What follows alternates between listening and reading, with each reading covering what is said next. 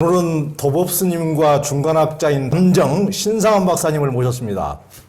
도법스님은 전북 남원 지리산 실상사 해주이시고 인드라망 생명공동체를 창립하셔서 20년 넘게 그 운동을 해오고 계십니다. 실상사를 중심으로 한 남원 산내면에 우리나라에 가장 많은 규천자가 모이는 구심점 역할을 해오셨는데요.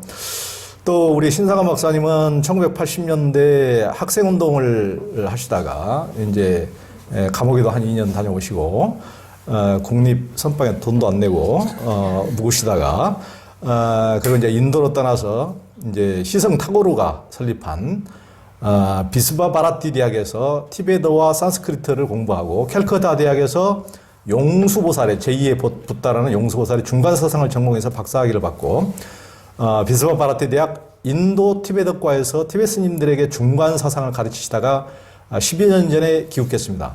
현재 전남 곡성 지산제에서 중간학당을 열어서 중간사상을 선양하고 산스크리트와 티베트 불경을 번역하는 작업을 하고 있습니다.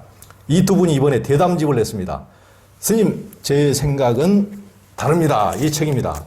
이 두 분이 하여튼 그 스님 제 생각은 다릅니다. 두 분이 나이가 19살 차이신데 승속과 나이를 초월해서 두 분이 맞짱을 뜬 하여튼 불교의 전반의 이론과 중간과 이제 실천 사상을 놓고 두 분이 이제 대담집을 한 것을 스님 제 생각은 다릅니다. 이렇게 됐고 이제 부제는 도법 묻고 담정 답하다. 이 책부터 사람들이 그렇게 아니 젊은이가 묻고 스님이 답해야 되는 거 아니에요? 그런데 이 책부터 일반인의 어떤 상식을 깨는 부제가 달려 있습니다. 그래서 이제 한국 불교의 대표적인 실천가인 도법스님과 인도에서 제2의 붓다라는 용수보살의 중간학을 제대로 배우고 온 중간학자가 나이와 성석을 넘어서 교학과 불교를 놓고 맞짱을 이제 떴는데요.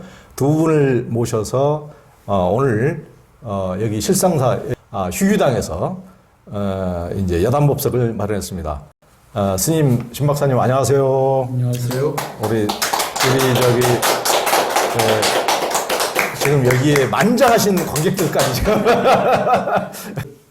스님 제 생각은 다릅니다라는 대담집을 읽어보니까 우리 신상한 박사님 끝까지 도법스님은 모든 것을 중도에다 갖다 붙인다면서 중도 과잉이라고 비판하고 도법스님은 그만치 중간을 배웠으면 중간으로 현실적인 문제 해결에 대안을 하나도 내놔봐라 하는데 우리 신 박사님은 중간학파는 남의 주장을 깨는 것이지 내가 주장하는 것이 아니라고 해서 끝까지 평행선을 달려가지고 둘이 접점이 없는데 도대체 둘이 왜 만난 겁니까?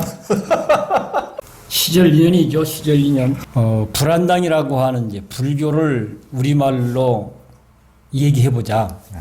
그래서 줄임말이 불안당인데 이제 서울에 내가 화쟁위원장 할 때부터 시작된 모임인데 거기서 이제 어차피 이제 공부라는 이름으로 뭐 반야신경도 들여다보고 법성계도 들여다보고 이러다 보니까 뭔가 이게 좀 상식적인 수준에서 이해되고 수긍이 되도록 해보자고 하는 취지인데 이게 잘 안 되는 지점들이 곳곳에 있어요. 해보니까.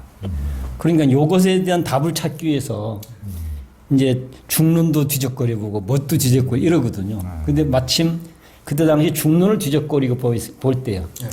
이거 어떻게 해석돼야 되나? 어떻게 설명돼야 되나? 근데 마침 이런 인연이 되어서 그래서 이제 그 나름대로 답을 찾는 과정 속에서 생긴 질문들 이걸 갖고 와서 이제 물어봤던 그런 것이죠. 예.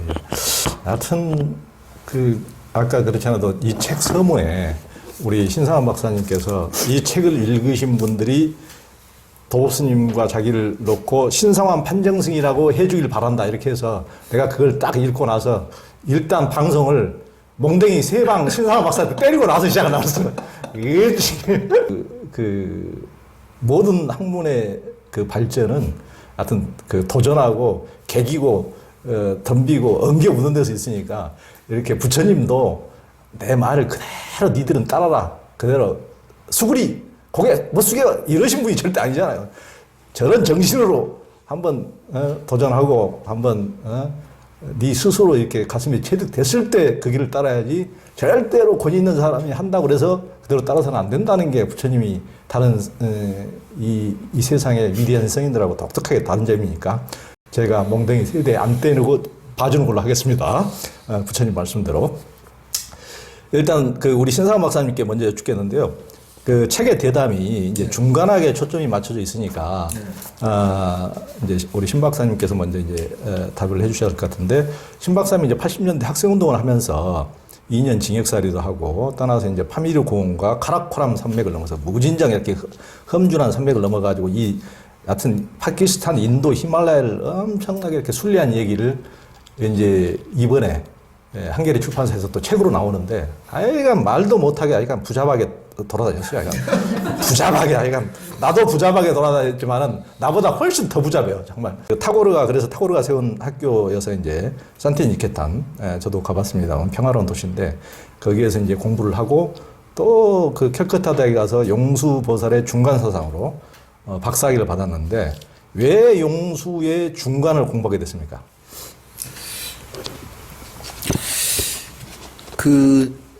제가 이제 주로 하는 일이 그 불경을 옮기는 일이고, 집 밖을 잘 안 나고 스스로 기계적 기계라고 생각하면서 사는 게 이제 제 생활의 패턴이라서, 대부분의 사람들은 이제 80년대와 변화된 저에 대해서 얘기들 좀 해요. 그때 국민수표처는 파출소 뽀개기였는데, 어떻게 항상 자기 내면을 들여다봐라 얘기를 먼저 하는지 얘기를 할 때마다 사람 변했다는 얘기를 들어야 하는데, 저는 개인적으로 그렇게 생각하진 않고 그 주장에 동의하지도 않아요. 80년대 우리가 가지고 있던 생각의 틀은 변증법적 사유라고 해서 세상에 고정된 것이 없고, 아마 고등학교 책에서도 그 정반합이라고 얘기 나올 정도인데, 근데 제 질문은 그런 생각을 해서 왜 우리가 이 세상을 바꾸지 못했는가가 있었어요. 근데 제가 용수보살의 중론에 꽂힌 것은 우리가 생각하는 방법, 사유 방법에 무언가 문제가 있었다고 하는 것을 제가 느꼈기 때문이에요. 아마 90년대 후반이죠. IMF 이후니까 제가 인도에 다시 나가서 말씀하신 뻘짓거리들 중에 참 다양한 것을 해봤는데, 그때도 제가 무엇을 해야 될까를 정확히는 알지 못했어요. 근데 다람살라에서 중농 귀경계를 읽는 딱 그 순간, 내가 이걸 몰라가 지금까지 이렇게 살았구나라는 게 딱 와닿더라고요. 그러니까 과거의 축적으로서 제가 또 다른 실천행으로서 이것에 대한 깊이 있는 이해, 그리고 우리가 가지고 있는 생각의 방법들을 좀 바꿀 수 있는 기여를 해야겠다는 실천으로서 그때부터 10년 동안 딱 앉아 있었어요. 네. 그리고 학위 받고 전임되고 다시 세상에 나왔죠. 그리고 또 10년 앉아 있었지. 중간 이치육론 그 책 낸다고. 네. 원래는 3년 계획이었는데 그치 보니까는 이게 10년 계획 단위로 이렇게 딱딱 끊어지더라고요. 그래서 제가 용수의 중론을 특별히 전공한다는 것은 그 도구고, 하고 싶은 얘기는 우리 좀 생각을 바꿔보자. 그러기 위해서는 기존에 갖고 있던 생각에 무슨 문제가 있는 걸 한번 살펴보자. 라는 그 주제를 가지고 쭉 이어지는 생각을 하고 그 일을 하고 있다고 저는 생각해요. 네.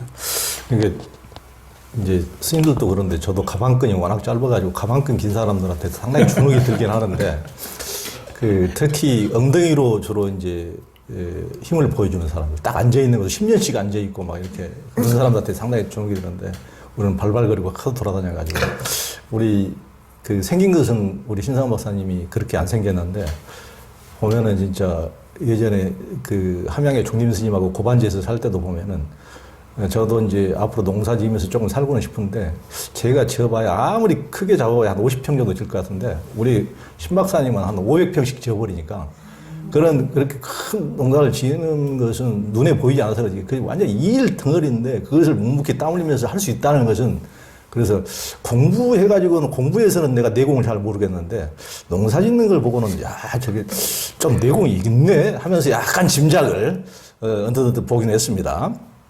그 1, 2세기 남인도 출신의 그 용수는 대승불교 이제 8대 종파에서 모두 조사하러 떠받들어 이제 제2의 붓다로까지 일컬어지는데 용수는 어떤 인물입니까? 한마디로 하면 대승불교의 아버지죠. 아, 대승불교 아버지. 네. 우리가 경론을 공부하는데 대승경이냐 대승경이냐 딱 근거한 한 축이 있어요. 이 경에 공이란 단어가 등장하느냐 등장하지 않느냐. 근데 경을 풀어 쓴 게 논인데 왜 공인지를 푸른 분이라서 대승불교의 아버지라는 말 그거 하나면 충분한 것 같아요. 이제 제가 하는 이제 왜 그런지 이유를 따져보는 그 텍스트를 읽고 그것을 분석하고 그 이유를 설명하는 걸 보면 논리를 설명해서 그게 틀렸다고 하는 데까지는 상대방의 논리에 정통해야 돼요. 이게 다 공의하라고 하는 사람들은 길을 반대 방향으로 가고 있는 거예요. 그러니까 왜 자기 질문을 차릴 때까지 깊게 들어가 봐야 되거든요. 근데 그걸 해놓은 거예요. 그러니까 제가 그 때로 읽을 때마다 저도 한 단계 이렇게도 해석되고 저렇게도 해석된다고 하는 게 그때마다 느낌이 달리 좀 다가와요. 저는 스스로 그걸 하면 할수록 깊어지는 공부다 그러는데 그걸 기원 후 1, 2세기 때 이미 했다고 하는 것은 좀 현대 인류들이 가지고 있는 혹은 1920년대 서양 철학이 가지고 있는 문제의식들을 그때 이미 해봤던 거예요. 근데 아무래도 그 전에 이제 반야부에서 먼저 공이라는 걸 주장을 하고 그 위에 왜 그런지를 풀어볼 이제 뭐 시대적 조건이 있었겠죠. 그 출발 지점이 바로 대승의 출발, 사상적 출발 지점이라고 보면 가장 큰 혹은 가장 적당한 상찬이 아닌가 싶어요. 대승불교의 아버지. 그러니까 아버지 말 잘 들어야겠죠. 그러니까 하여튼 용수의 이제 인도에서 돌아오자마자 우리 신선한 박사님이 용수의 사유라는 책을 써가지고 뭐 상도 받고 상당히 이제 용수라는 인물을 이제 우리나라 불교계에 알리는데 굉장히 이제 기여를 했는데 논리로서 그러니까 대충 무조건 뭉뚱그려서 공이라는 것이 아니고 상대방의 논리를 정확히 알아서 쳐야 된다. 그러니까 예전에 석공들도 돌덩이가 있다고 부처님 조성하면서 아무렇게나 눈 감고 휘두르는 것이 그것이 망치가 아니고 정확히 안에 이미 부처님이 있다는 거예요. 돌 안에. 그래서 쫄 때 정확히 쪄야 부처님이 그대로 드러나는 것이지 그냥 눈 감고 쫀다고 쪼는 것이 아니고 이제 상대를 정확히 봐가지고 정확히 깨는 것이 이제 용수의 논리 논파다 이렇게 이제 그런 걸로 이해를 하겠습니다. 그 중간은 일체 논리로서 깨우치는 것인데 이를테면 이제 무술의 고수가 나타나가지고 부파 불교 시대의 각 문파를 찾아다니면서 도장 깨기를 하는 것 같은데 우리 그런 걸 좋아하거든. 도장 깨기, 최배달 이런 거 그런 것에 아주 우리가 열광하는데 이제 당시 중간을 들고 나온 시대적 배경은 무엇입니까? 그러니까 우리는 우리 불교 전통은 정확히 말하면 종파불교의 전통이에요. 저는 우리 어렸을 때 배달의 기수 거기 보면 이민군이 그러잖아. 종파분자구만. 저 그때 처음으로 종파를 알았어요. 종파라는 건 나쁜 거구나. 근데 이 한역 경전들은 양이 너무 많다 보니까 하나의 대승경을 자기 가장 중요한 가르침, 소위 경전으로 삼아야 될 만큼 양이 너무 많아요. 가장 대표적인 화엄경력이 실상사, 화엄경, 그 천태 법화경, 선종은 북선종은 결국 능가경으로 가고 남선종은 너도 나도 이야기하는 금강경. 그 텍스트 하나만 딱 잡으면 돼요. 그러다 보니까 그 이전에 불교에 무슨 역사가 있는지에 대해서 살펴보지 않고 그 안에서만 설명해내는 체계로 발달하게 됐는데 제가 그래도 명색이 인도 유학판이겠습니까? 네. 부러워하시는? 그리고 거기서 그 티베트 불교를 전공을 했는데 그 우리는 티베트 불교라고 안 해요. 인도 티베트 불교라고 그래요. 우린 날란다의 법맥을 잇는다고 하는 그러니까. 자부심 뿌듯뿌듯이죠. 그러면 처음부터 끝까지 교약 체계가 어떻게 성립됐는지를 모르면은 말을 못 해요. 그러면은 이제 역사적인 배경으로 돌아가 봐야 되죠. 부처님 제세시의 모습, 그 다음에 근본 분열 때 생겨났던 상자하고 대중부에 대한 균열의 이유, 말씀하신 그때 부파불교가 등장을 하는데 부처님은 무슨 말씀을 하였는가를 열심히 해석하기 시작하는 거예요. 그게 우리가 아는 아비달마 구사론의 시대, 약 500년 이어졌다고 하는데 공부를 열심히 했었으면 좀 자유스러워져야 될 거 아니에요. 근데 머리만 아파. 부처님 법을 공부한다고 하면서 스님 딱 좋아하시는 그 공부했던 거예요. 구사론 불교. 근데 이제 상대적으로 브라만교가 힌두교로 재편되면서 사상을 이끌며 대중들이 그쪽으로 가는 거예요. 이제 시장의 주도권을 잃는 거죠. 그래서 반야부는 그 얘기를 해요. 너희들이 한 모든 얘기는 이어져 있는 얘기지 따로 떨어진 게 아니다. 라고 주장한 게 우리가 말하는 공이라는 개념이 새로 등장을 해요. 그래서 그 전 시대 부처님 말씀을 논리적으로 해석하고 분석한 시대가 없었더라면 반야부도 없었고 그리고 중간사상도 없었어요. 그러니까 전 시대에 대한 조건, 그 반사로서 이제 중간사상이 등장하는데 이걸 다 공부하기 너무 힘들죠. 근데 우리는 유구한 우리의 전통, 화엄과 선에 대한 전통 이후에 70년대 이제 남방불교에 대해서 소개가 되고 지금 어느 정도 전차를 잡았다고 보는데 그래서 부처님 원흥 공부하신 분들이 많이 늘어났어요. 그리고 이제 티베트 불교도 처음에는 기복, 관정, 신행에서 왔다가 이제는 현교의 내용들 자체도 좀 공부하는 분위기가 돼서 전체적으로 우리 불교가 충실해지는데 우리도 이런 조건 속에서 이제 공부를 하잖아요. 그러니까 중간사상, 용수보살이 출연한 이유도 전 시대의 배경 속에서 특히 구사론의 부처님 말씀의 지나친 분석, 그 현실과 괴리된 것을 극복하고자 태어났다고 보면 적당할 것 같아요. 그러니까 아까 이제 우리 신상호 박사님이 티베트과라 안 하고 인도 티베트과라고 인도 티베트과 이런 식으로 한다고 그러는데 이제 처음에 예전에 저도 이제 뭐 티베트 불교 이런 게 이제 처음으로 접할 때 20몇 년 전에 다람살라 어디 가가지고 티베트에서 유명한 그 고승인 라마 엘시가 설립한 곳에 20년 전에 저도 이제 거기서 한 10일 동안 이렇게 해보면서 그때는 뭐 잘 못 알아듣고 그러니까 뭔지도 모르고 뭐 우리 국사 측에 배운 생각만 하고 우리는 고구려 소수림왕 때 이미 3세기 때 불교를 받아들었는데 이 사람들 뭐 송첸캄프 왕 때 뭐 7세기 뭐 우리보다 한참 늦었구만 뭐 이런 식으로 약간 나이로도 우리가 아무래도 앞서고 좀 하여튼 이제 그런 식으로 약간 쫙이 히말라야 산골에 뭐 지들이 뭐 해봐야 뭘 하겠어 하여튼 없잖아 이런 무의식이 하여튼 이런 것도 있었는데 보니까 우리가 이제 언어도 다르고 이제 그렇게 생각을 했는데 그 인도의 찬란한 불교가 인도에서는 사라지기 직전에 하여튼 그 모든 것들이 티베트에서 고승들과 경전이 그대로 전해지고 그것을 산스크리트 경전을 유지하기 위해서 티베트라는 게 그것을 유지하기 위해서 만든 언어 자체 그러니까 불교를 제대로 유지 발전시키기 위해서 그래서 사람과 법이 그대로 전해간 그래서 우리가 앞섰다고도 볼 수 없는 인도의 2500년 역사가 고스란히 전해진 그런 게 있었구나라고 이제 많이 이야기됐습니다. 그래서 하여튼 티베트라는 게 우리가 뭐 우리보다 하는 것이 인륜이 짧고 하여튼 그런 식으로 인식하기 어렵고 그대로 인도 불교의 나란다 전통이 그대로 이어져간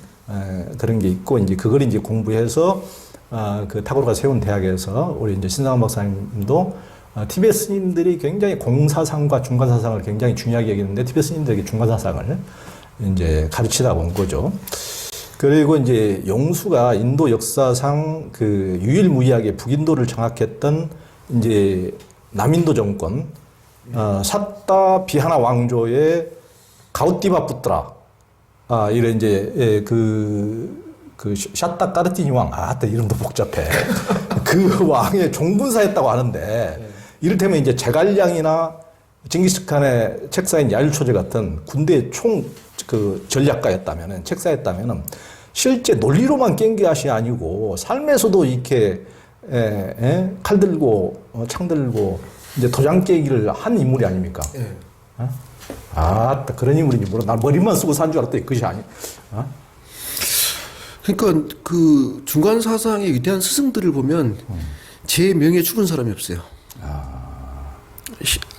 적극적 현실 참여를 통해서 당대의 사상 투쟁을 이끌어서 용수보살도 암살, 구마라습도 암살당했고, 그 아리아데바도 암살당했고, 산타라 크시타는 말 뒷발꿈에 치여 죽였다 그러고, 까말라실라가 그러고, 산타라 크시타 암살당하고, 우리 그 한역 경전의 구역의 시대를 열었던 금강경의 역자인 구마라습. 이 양반은 당시, 그러니까 300년대 말, 그러니까 4세기 후반이죠. 이 똑똑하다는 이름을 듣고 이 사람을 구하기 왕국이 멸망을 당해요. 쿠차 왕국이. 이 양반 데려오려고. 그 쿠차가 멸망당하고 서량 지금 난주죠. 중국에. 관숙성 그 주도인. 거기에 있다가 또 그 나라가 또 멸망을 당해. 그 장안에 들어올 때가 황갑인 60대. 그때가 아마 400년 대 들어오는데 중국 그 장안에서 12년 머물렀어요. 12년 머물렀는데 왕이 너무 특별한 인물이니까 종자를 좀 받고 싶다 해가지고 후궁들을 방에다 밀어넣어. 근데 자식들은 그게 안 똑똑했다 그래요. 그러니까 전법을 위해서 자기 계도 지키지 못하는 그 요즘 말로 그 환갑지난 남자가 무슨 힘이 있겠습니까? 비아그라도 없던 시절에.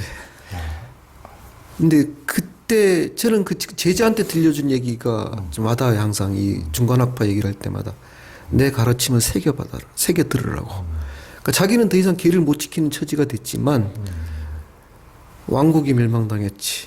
또 납치당했지. 결국 장안에 들어와서도 불법을 선양하기 위해서 12년 동안 머물면서 우리는 뭐 금강경이고 한역에서는 중론을 소개시켜줘서 지금까지 우리가 그 경을 보고 있는 거예요. 그러니까 현실에 대한 치열한 삶, 그게 중간학파의 특징이다 보니까는 용수보살이 남인도에 거의 사찰을 다 지었다 그렇게 얘기가 나오고 아리아데바는 외도가 그러니까 논리의 논파를 당한 외도가 이제 외도의 스승은 이해를 해요. 제자가 그 꼴을 못 본 거야. 그래서 밤에 와서 이제 암살을 하면서 그래요. 너는 지혜의 칼로 내 스승을 능욕했지만 나는 실제 존재하는 칼로 너를 죽이겠다고 죽여요. 그러니까 아리아데바가 뭐라 그러냐면 이것도 눈물 나는 대목인데 이쪽으로 도망가지 말아라. 내 제자들이 너가 나를 죽인 줄 알고 도망친 줄 알면 걔들이 살업을 지을 것이다. 저쪽 길로 가면 아무도 안 지키기 전에 저리 도망가라고 죽었다 그래요. 네. 티베트 불교의 그 아리아데바가 가나제바하고는 가나제바가 원래 그런 방금 고사처럼 자기 죽을 때 네, 그랬던 걸로 아는데 아리아데바 얘기. 아리아데바. 네.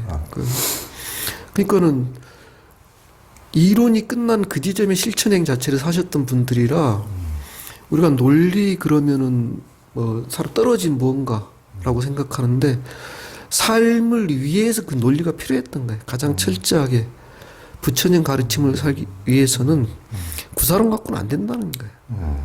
그래서 중간 학파의 영향 이후로 사실은 인도 사상계가 재편이 돼요.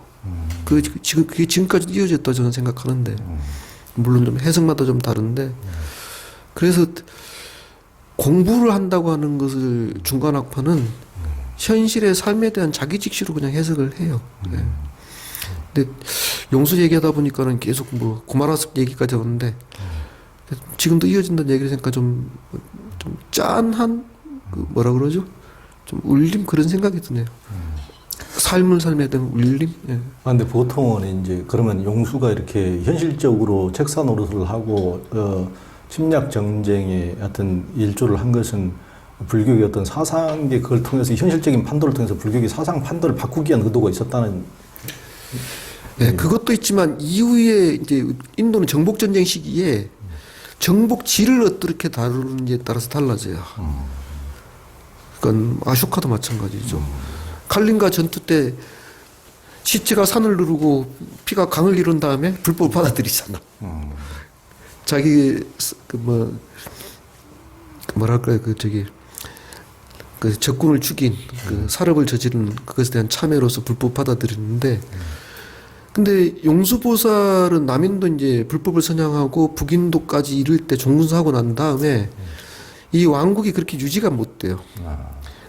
그 당시 그 가오따미 푸트라 사타바하나 다이너스티 가오따미 푸트라 왕이 너무 오래 사는 거예요.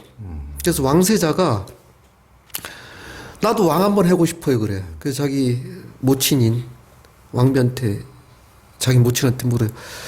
저도 왕 한번 해보고 싶어. 그러니까는 용수보살이 너의 아버지를 수명을 연장시켜주고 있으니까 용수보살을 죽여야 하지만 누가 아버지가 죽는다 그래요.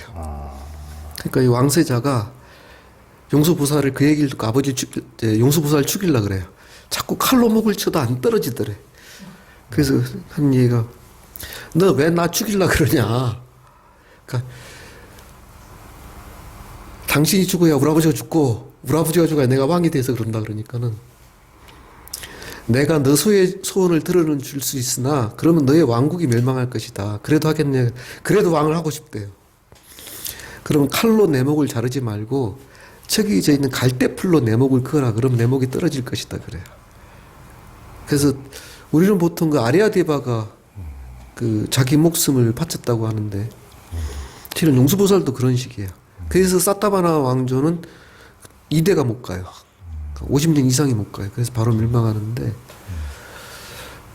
그 북인도까지 올라갔던 유일한 왕조로서의 그 사타바나 왕조, 그 인도 남북인도의 대치점에서 그 이후에는 이런 일이 없어요. 근데 과연 정법을 통해서 통치를 했었을까? 그러지는 못하고 너무 짧았어요. 그래서 그저 우리는 구전으로를 통해서 이런 얘기를 전해 들으면서 불교를 선양하다가 일찍 목숨을 마치신 분들 있잖아요. 우리나라 그 2차 돈의 순교로 유명하죠. 근데 우리는 그렇게 해석해요. 후생에 받을 과업을 금생에 모두 받았다라고 얘기를 하고 해석을 하면서 이제 지나가는데, 그래서 좀 뭐 암살당했다 그러면은 기분 좋은 일은 아니죠. 특히 그 논쟁을 실제적인 싸움으로 이해하기 때문에 그런 일을 대다수 겪으니까는. 그래서 남인도 자체가 북쪽으로 올라갔다고 하는 것, 당시에 얼마만큼 내적인 통일을 이뤄냈던가에서는 좀 의미는 있었던 것 같아요. 도장 깨기는 아마 이론적으로는 문제는 다른 부파들에 대한 논파들, 실제로 사타바나 왕조의 북진들을 통해서는 당시에 이 나라가 얼마만큼 안정적이고 국력을 신장시켰는지의 모습은 보여주는 셈이죠. 예. 그러니까 제가 이제 그런 것들을 왜 물었냐면은, 여하튼 세상에서 아주 정신계를 이끄는 2000년 이상이나 이렇게 이끄는 분들은 우리는 일상에서는 항시 이론 따로 현실 따로 이런 식으로 다 그냥 그러려니 해버리는데, 뭐 예수님도 아무리 자기가 나라 잃고 식민지 상태에 있음에도 불구하고 그렇게 폭력적인 방법으로 무슨 이렇게 하지 않고 끝까지 어떤 사랑과 인애의 정신을 지켰기 때문에 그분이 참 위대한 성자로까지 남아 있는 것이고, 부처님이야 말할 것도 없고, 부처님도 무슨 목적을 위해서 수단과 방법을 가리지 않는 것이 아니고, 자기 민족이 동족이 멸종함에도 불구하고 또 인과응보를 받아들일 것은 받아들이고, 결과를 위해서 과정을 자기식대로 해석하는 것이 아니고, 결과가 우리의 목적이 평화를 지향하면 과정도 평화로워야 된다는 이런 것들이 시종 여일이기 때문에 지금까지 우리가 그분들의 가침을 따르는데, 그 이후에 하여튼 이것은 신화와 현실이 혼재 있기 때문에 역사적인 것을 정확히 우리가 알 수는 없지만은, 용수가 책사를 했고 또 우리 조사선 시대에 대단히 만성행수로부터 견성 인가를 받았던 호가 똑같네. 야율초제 같은 담정이 세계 최대 이렇게 경략을 했던 책사를 했고 또 가나선에 만들었던 대종구 같은 분도 굉장히 호전적인 어떤 이런 분이고 그래서 그런 것들은 불교계에서 상당히 한쪽으로는 하여튼 의문시되는 상황이기도 하고 그래서 한번 여쭤봤습니다. 하여튼 이제 중관학파가 역사에서 시대별로 기여한 것은 무엇입니까? 일단은 우리가 불교 교학 체계를 좀 알 필요는 있어요. 이게 우리가 탑을 쌓으면은 1층, 2층, 3층 이렇게 쌓잖아요. 근데 그걸 위에서 보면 만달라인데 세계를 도용한 부처님 원음이 먼저 있죠. 그 다음에 구사론 시대가 있죠. 그 다음에 이제 대승이 출몰해서 중관하고 이제 유식이 이제 등장하는데 이후에 이게 또 합쳐져 가지고 그 유식 중관한 이게 유가행 중관학파라고 하는데 여기까지 또 불교 거리가 통일이 돼요. 근데 티베트 불교에서는 항상 마지막 지점을 중간 사상 공사상으로 두고 있어요. 그러니까 사종 부파를 얘기할 때도 유부 경량 유식 중관. 불교의 교학 체계를 얘기할 때도 유부, 임명, 유식, 중간 이렇게 체계를 두고 있어요. 근데 내용이 요즘 공이에요, 공. 근데 우리는 각 종파가 달라도 대승이라면 공을 어떻게 해석하는지에 따라서 경로마다 다들 자기 전통이 있어요. 그래서 시대별로 나누다 보면은 일단은 소승과 대승의 경계 지점에서 용수보살이 출현했고 대승의 교학 지점이 끝난 지점에서 티베트로 넘어간 인도 전통에서는 마지막에 중간학파의 공사상을 최고의 가르침으로 듣고 한역은 출발 지점이 다르지만은 결과적으로는 콩을 공부하게 돼 있어요. 근데 우리는 경론의 구조, 부처님 말씀을 해석하는 논을 공부하지 않고 경을 공부하다 보니까 지난 세기 때 왜 콩인지에 대한 설명을 논에 근거하지 않고 자기 이야기를 했던 게 우리 역사예요. 그래서 우리가 조금 빠지죠, 이 부분은. 이론적으로 좀 처지죠. 인도 티베트 전통에 보자면. 그래서 이게 제가 할 일이라고 보는데 그래서 시대적으로 보면은 각 시대의 큰 결절점을 이루고 그 끝지점 탑의 제일 최상부를 이루는 공사상을 이끌었던 게 중간 학파가 한 일이라고 생각합니다.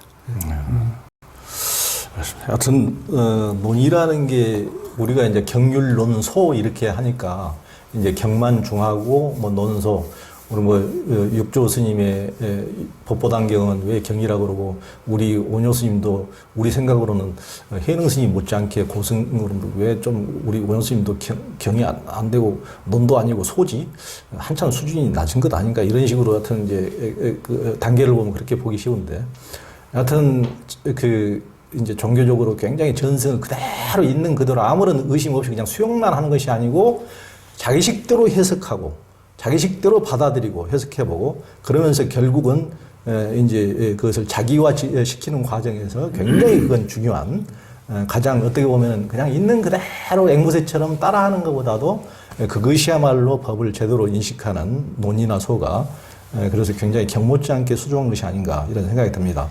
이제 우리 도법스님에게 또 여쭤보겠습니다. 도법스님처럼 이제